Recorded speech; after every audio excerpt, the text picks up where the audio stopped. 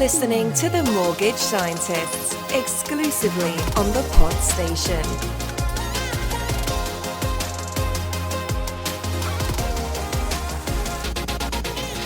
Hi, I'm Dave Forrest. I'm Chris Hume. Together, we are the Mortgage Scientists. Hello, Chris. Hello, Dave. Episode 8. It is. The year's rolling by, isn't it? Very quickly. We've dropped into a new tax year as well, haven't we, Dave? Yeah. Thought subject today, protection. It's a weird word, isn't it? But it's more of an industry word, is protection. Yeah. Essentially what we mean by that is that when you take on a liability like a mortgage, you want to protect yourself and your family against that mortgage becoming a major hindrance and a financial burden. If, for example, one of you passes away, or if ill health stops you working and your income stops, from a protection point of view, it's quite an important thing. Yeah, same as mortgages. It's about advice, isn't it? Getting the right advice at the right time. What product will suit you, and everything's individual, isn't it? It is. I think from a first-time buyer's point of view, you're learning a huge amount from your journey into mortgages, buying a house, dealing with agents and solicitors. It's another learning curve to understand what are the things that may go wrong because you've never experienced this kind of stuff before. Yeah, and I would say our advice on that side of things really is just as important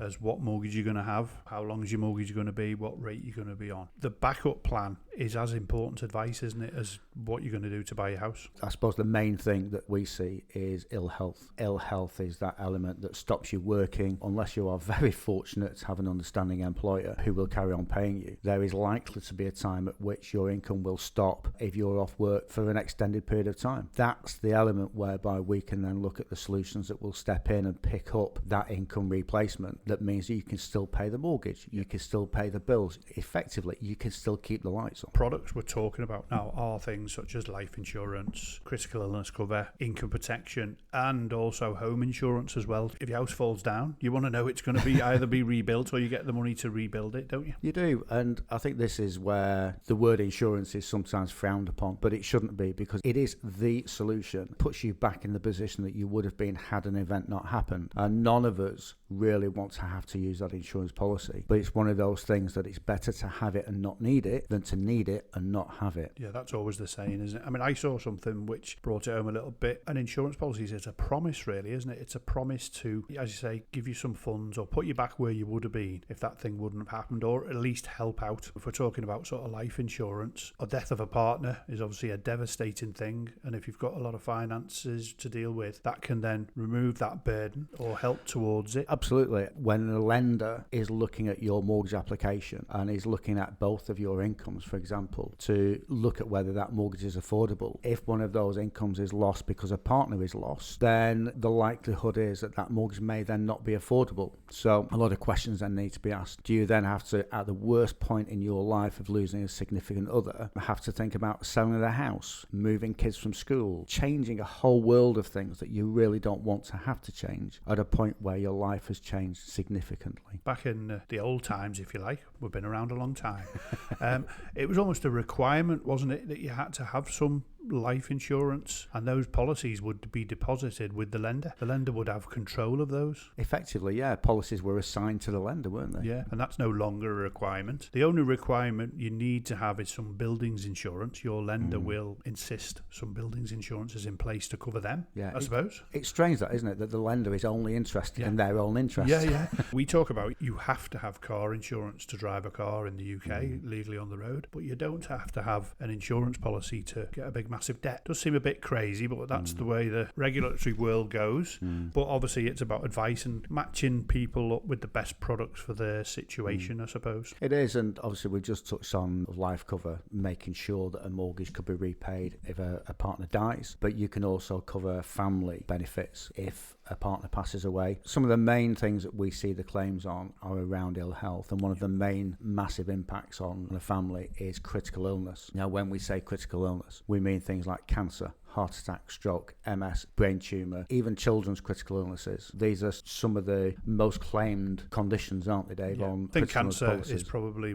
is the biggest claim, because that's, the stats do say 1 in 2 will suffer some form of cancer. Obviously, with medical things moving on, more and more people survive a cancer. 1 in 2 are going to suffer some form of cancer in their lifetime. The work that has been done on fighting cancer and treating cancer has been phenomenal over the decades. And I think it's now at a point where more than 50% of cancers are survivable for an extended period of time. But that doesn't mean that at the point a diagnosis is given, that it isn't devastating to a family, then trying to understand what that means for them and their family and their immediate scenario. If you still then have that mortgage debt, that mortgage commitment, those other things in life that are still requiring you to potentially try and go and work, that can really hinder a recovery process. That can detract from you being able to make the best medical decisions for yourselves. I suppose what we do in putting policies in place that cover or will pay a mortgage off in the event of a critical illness is that it gives a family choice. Yeah. It gives them financial freedom to decide, okay, well, there's the mortgage gone, that's all paid off. Now we can maybe just not have to worry about both parties having to go out and work, that kind of thing. It just buys that freedom at a point that is really quite devastating. It's not just the mortgage, isn't it? You can provide funds for other things. If you just want to go and have a holiday to recover with the family, you can provide that as well. And then the other thing, you've got these critical illnesses that a provider will cover you for, but not everything's covered under that. So then you go on to protecting your income. How are you going to survive if your income's suddenly cut off because you can't work for a long period of time? You can cover that and then bring an income still coming into the family while you're not working. I would always say we always design it and tailor it, because you will have work benefit or sickness benefits with your contracts. You'd like to think that employers now have a better support from a health point of view and a sick pay point of view, but not all do, and not all can afford it. You've got things like zero contracts, haven't you, or short-term contracts where really there's no policy in there because you're doing something for a short period of time, and there are providers out there who will cover you for those sort of things. Absolutely. If you're lucky enough to have an employer that has a sick pay scheme that will pay you for maybe a month, 3 months, 6 months or whatever, at some point that income may stop. It's looking at how you would pay the bills and keep the lights on when that income stops. And this is where the income replacement element comes in, to then pay you an income on a regular basis until you're able to return to work, or potentially until you reach retirement age. Now, so we just talked about employed and having a sick pay scheme. If you're self-employed, if you have your own business, you don't have a sick pay scheme. You are the sick pay scheme. You've got statutory sick pay, haven't you? Which, if you can get it, get it, 139 quid a week, or something in that region at the moment. So it's not really going to do a hell of a lot. It's not. If you're self-employed and on day one of you being unable to work, your income ceases, that's a really, really big impact on you, your family, and your ability to manage the bills. Now, we would always recommend that clients keep an emergency fund for 3-6 months of expenditure. But at some point, when you've got your own business, you need to have something in place that will pick up that tab, potentially either replacing your income as a business owner, but also potentially even just ensuring that your business is still there when you come back to work again. We're just going to go to a commercial break. We'll be back after this short message. Do you have a passion, hobby, or expertise and want to share it with the world? Why not do a podcast? The Pod Station offers a wide range of packages to make this a reality, ranging from training and support for those who have no idea where to begin, to podcasters who just need somewhere to host their show. With prices starting at a mere £15 per month, you can now get involved in one of the fastest growing entertainment forms in the world without all the headaches. To find out more, visit thepodstation.co.uk/station-packages. And remember, those with passion, podcast. This episode is sponsored by Dunkin' Biscuits, a biscuit lover's guide by Chris Hugh. I mean, that sort of business insurance side of things as well is a whole nother podcast we can do, isn't it? You know, that's another subject where you go down that route then. Totally. So we can maybe cover that off on another one. I think when you're talking about this stuff, it can get a little bit dark because you're talking about subjects that aren't very nice and probably we don't like to talk about that. But as advisors, if we don't talk about it, who's going to talk about it? Because you'd probably talk yourself out as a client of thinking about it because it's quite horrible stuff. But if we don't have that conversation and start the conversation, I was talking about these champagne moments. So you're buying a house. It's exciting, isn't it? Maybe your first house or your moving house. Having children, getting married. These are all moments when really you need to review that protection. Yeah. And right, how does that look now and what do I want it to do from now, really? It is, because at each life stage you will have different needs. There will be different financial pressures and there will be different elements that would adversely affect you if your health suffers or your income suffers. At each step through your financial life, it should be reviewed on on a regular basis. That's what we do for clients, not just being mortgage advisors, but being those protection and supportive advisors throughout an entire lifetime. Because your salary increase, you move house, you're getting a bigger mortgage, all those things. It's our old mantra, see your broker as early as you can. Now, in this side of things, the earlier you take this stuff, the younger you are, the more efficient it is, if you like. That's the other thing from a point of looking at protection. When you're young, you're in your 20s, you kind of feel a bit invincible to adverse health and things. But that's not to say that that won't happen. Nobody knows what will happen at any given time. It's cheaper to get the cover when you're younger. It's also easier to get the cover from an insurer when you're in good health. If you wait until you're in your 40s or 50s, if you wait until the blood pressure's crept up, until the cholesterol's crept up, and until you've got back problems, when you approach an insurer and then say, would you mind giving me some cover? They probably will, but they're going to charge you an appropriate premium for that cover, and they may even exclude certain things if a condition has developed to a more serious level. So I think the advice is cover things when you create the liability. Don't think I'll pick that up in a few years' time, because both you and I know, Dave, we've had clients that have said I'll come back to it and then never have. Or something's happened in between, and then approaching someone, as you say, yes, we'll do it, but the price is this, or no, we won't do it. Or people always want the cover when something's happened. Oh, I should have taken that, or can I take it now? I suppose the people who want the cover most is the people who've had something happen to them, because then they realise the worth of it if it was there. Of all the claims that I've been involved in, I've never had a client say that we covered them for too much money. They always wanted to cover more, but that's at the point of a claim, and it's difficult to almost think that you want to commit to something that you really never ever want to happen, and that's kind of a difficult conversation, to pay all this money out potentially for a piece of paper that's in a drawer that you hope you'll never open again. Never ever use it. We're always about breaking myths in everything we do. There's always those conversations out there, isn't there? Oh, insurers don't want to pay out.